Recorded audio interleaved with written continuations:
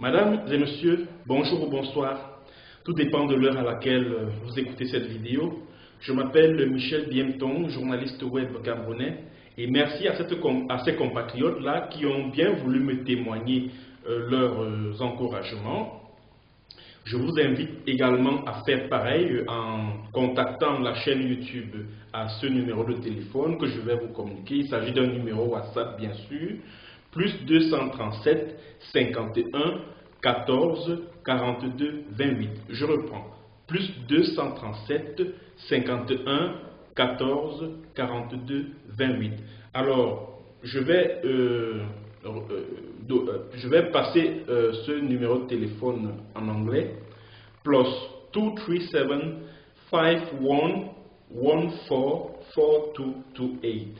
I repeat, plus 237 51 14 4228. That's the number I give if for those who want to reach the owner of this channel. Alors, aujourd'hui, nous allons parler de la situation des Bororo, c'est-à-dire que la communauté autochtone Bororo qui vit dans le Southern Cameroun, ou si vous voulez, dans le nord-ouest et le sud-ouest anglophone du Cameroun.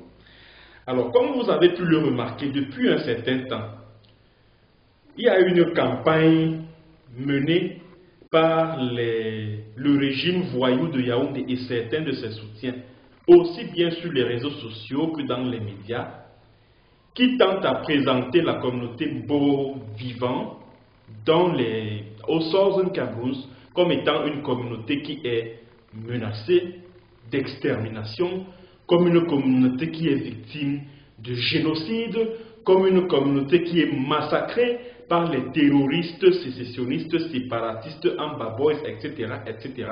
Et ce qui est curieux, c'est que voilà des gens qui ne manifestent aucune compassion vis-à-vis des victimes des soldats terroristes du régime de Yaoundé, mais qui subitement se sont trouvés une vocation d'humaniste en disant, en criant sur tous les toits que les Bororo sont massacrés en zone anglophone, que les Bororo sont menacés de génocide, que pourquoi les ONG telles que Human Rights Watch, telles que Amnesty International, telles que le réseau des défenseurs des droits humains en Afrique centrale ne se penchent pas sur le cas de ces Bororo qui sont exterminés, etc., etc.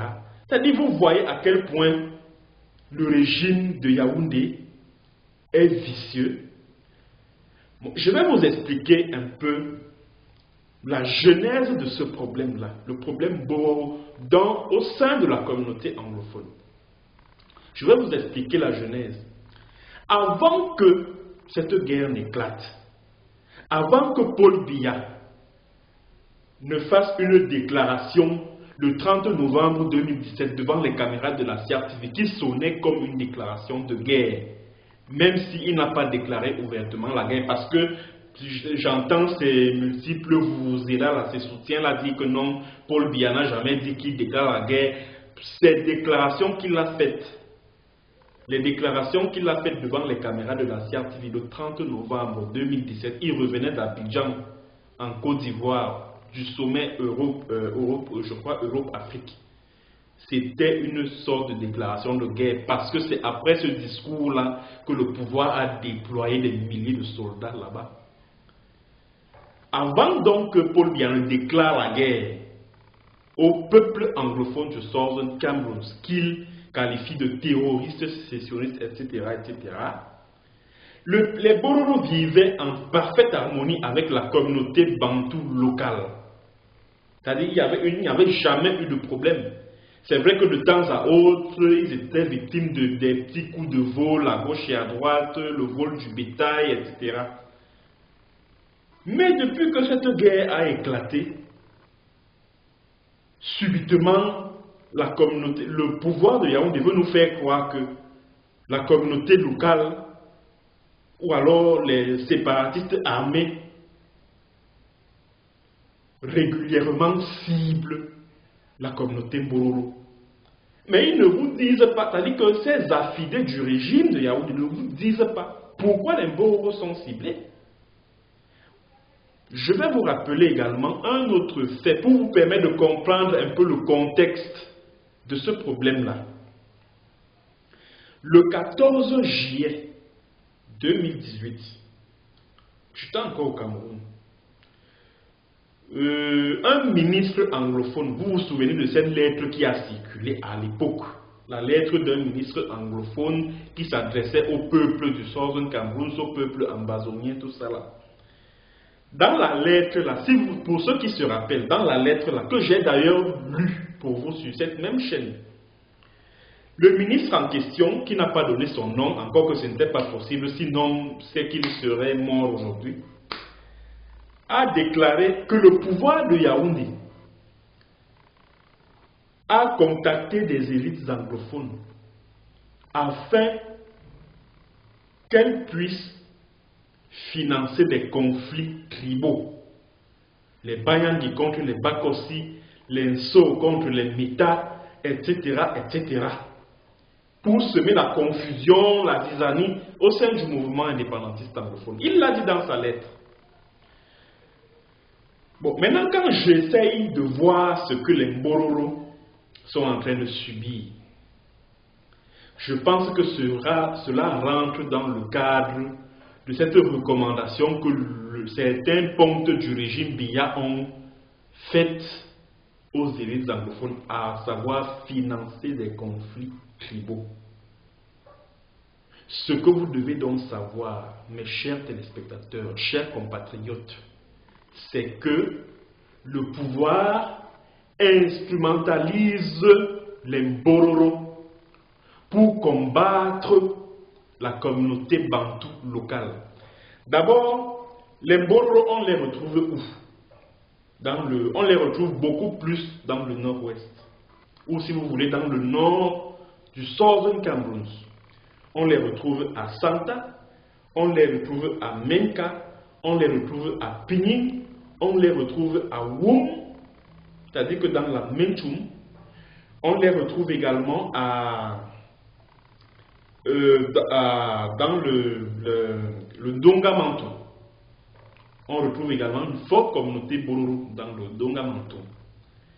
Et maintenant, pour faire face aux séparatistes armés, c'est-à-dire que pour faire face au soulèvement armé dans le Southern Cameroun, le pouvoir de Yaoundé s'est attaché certains membres de la communauté Mbororo à qui ils ont donné des machettes, des fusils et tout pour mener la guerre à la communauté bantou locale qui supporte les séparatistes armés.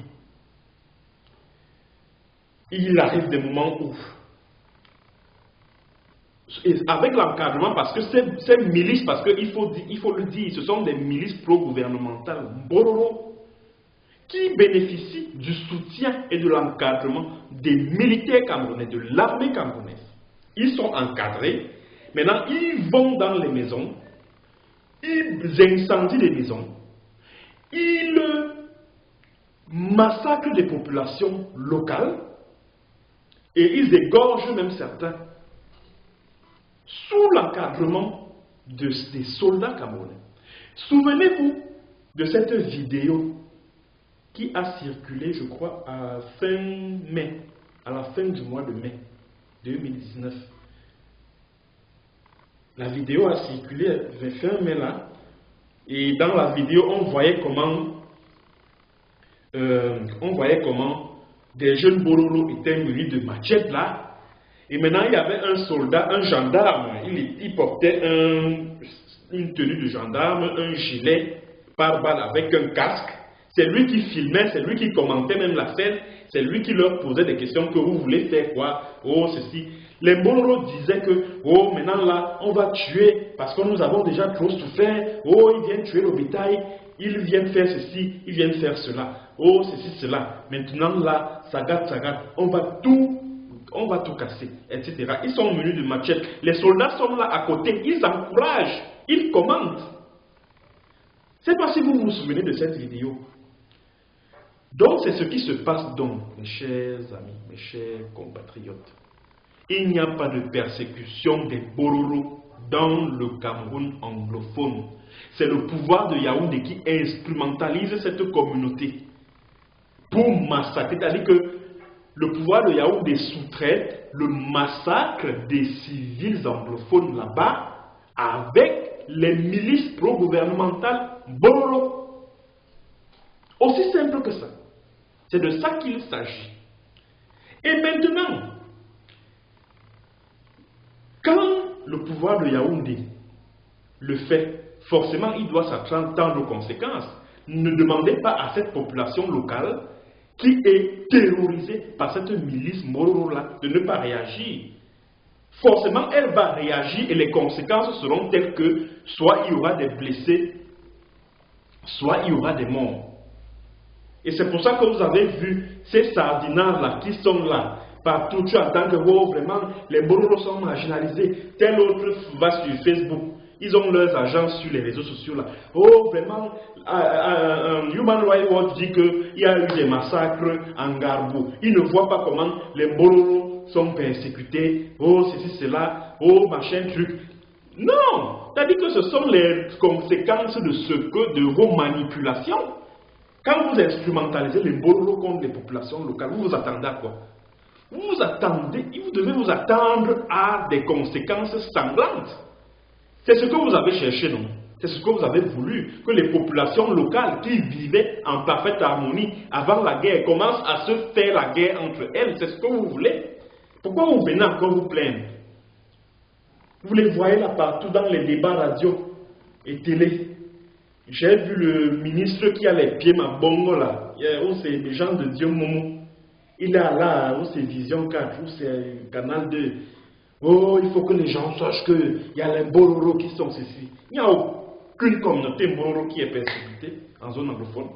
Il faut nous excuser. Il faut qu'on nous excuse. C'est vous qui utilisez ces gens-là pour mener votre sale guerre. Maintenant, quand ça retombe sur eux, vous criez partout, oh, vraiment, ouais, Amnesty International, oh, ouais, Human Rights Watch, oh, ouais, tel, ah, il est Bororo. Attends, donc vous avez même un cœur. Vous avez même un, vous les soutiens des Biala, vous, ces membres de ce régime assassin, criminel et génocidaire, vous avez un cœur, donc vous avez souvent un cœur. Voilà des femmes et des enfants, des bébés, y compris un bébé de 8 mois, qui ont été massacrés en Garbou par une milice de Bororo. La milice là était constituée de gars Bororo. Et ils étaient encadrés par 6 soldats de l'armée camerounaise, comme je vous l'ai expliqué tout à l'heure. Les gars de Garbou, les 36 qui sont morts là, ils ont été tués par une milice Bororo qui était constituée en grande majorité, tout au moins, de Bororo et de Bayelsa, et quelques Bayelsa Boys qui ont été recrutés du Nigeria. Ils sont allés massacrer des pauvres innocents. Vous ne versez aucune larme pour ces pauvres innocents que les milices Bororo ont tués. Vous ne voyez pas ces Bororo qui faisaient partie de ces milices-là. Maintenant, quand ils reçoivent le juste retour de ce qu'ils font, vous venez crier partout, ah, les Bororo sont ceci, oh, ils sont menacés, ils sont exterminés, ils sont génocidés, ils sont waouh, waouh. Mais vous nous prenez pour des idiots. Vous nous prenez pour des idiots. Ce n'est que ce que vous avez voulu. Vous instrumentalisez les gens. Mais attends, vous pensez que les victimes ne doivent pas se défendre? La légitime défense, ça existe quand même. La légitime défense, ça existe. Mais cependant, j'aimerais cependant lancer un appel à mes très chers frères et très chères sœurs qui vivent dans le Southern Cameroun, c'est-à-dire qui vivent dans les localités où les Bororo sont implantés. Pardon, ne tombez pas dans le piège. Ne vous attaquez pas à la communauté Bororo parce qu'il y a aussi des innocents parmi. Pardon, ce n'est pas parce que parmi les Bororo se trouvent des frères que le régime assassins de Yaoundé utilisent pour des basses œuvres que vous allez vous en prendre à toute une communauté. Non, il faut savoir faire la part des choses. Please, my brothers and sisters who are living in the areas where Mbororo are, please be careful. Don't fall on the trap. I know that you are attacked by some Mbororo militias, but it is not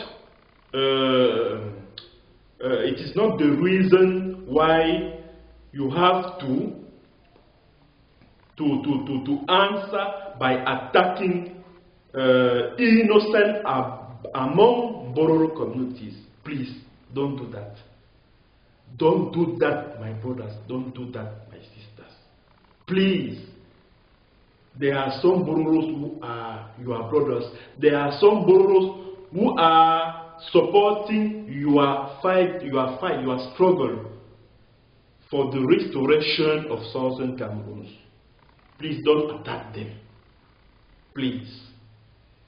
Donc, s'il vous plaît, mes très chers frères, mes très chères sœurs, j'espère que le chargé de la communication de votre mouvement, la Interim Government, Chris Ano, j'espère qu'il m'écoute et qu'il va passer ce message de ne pas faire dans l'amalgame, dans la confusion. Demandez à vos populations, surtout les populations de la Menchum, de Nkambe et de Santa, là où les Mbororo vivent là, s'il vous plaît, évitez de faire dans l'amalgame. Ne vous attaquez pas à des innocents parmi les Mbororo. Je sais que parmi les Mbororo, il y a des gens que le pouvoir de Yaoundé utilise, surtout un homme d'affaires qui vit là-bas. Vous connaissez très bien de qui je parle, parce que j'ai reçu des informations que je n'ai pas encore fini de recouper, de rassembler. Parce que c'est le nom de cet homme, de cet éminent homme d'affaires qui revient dans l'instrumentalisation des Mbororo contre les communautés locales qui supportent, qui financent le mouvement indépendantiste anglophone. Quelqu'un m'a parlé de lui. Beaucoup de sources qui m'ont contacté m'ont parlé de lui. Mais il arrivera un moment où je vais citer son nom. Et vous le connaissez, mais vous savez même déjà de qui je parle. Voilà, c'est donc ce message que j'avais à passer à travers cette vidéo que j'ai voulu très courte. Merci d'avoir écouté, merci d'avoir regardé. Alors, je vais recommuniquer mon numéro, le numéro de WhatsApp, le numéro de téléphone WhatsApp de la chaîne YouTube Uri News TV. C'est tout simplement le plus 237 55 1 14 4228. Donc, le numéro est au bas de la vidéo, au niveau de la description. For those who want to reach the owner of this channel, the phone number, the WhatsApp number is +2375114484228. I repeat, +23751144228. Allez, merci d'avoir écouté et à la prochaine pour une autre séance vidéo. Bonjour, bonsoir.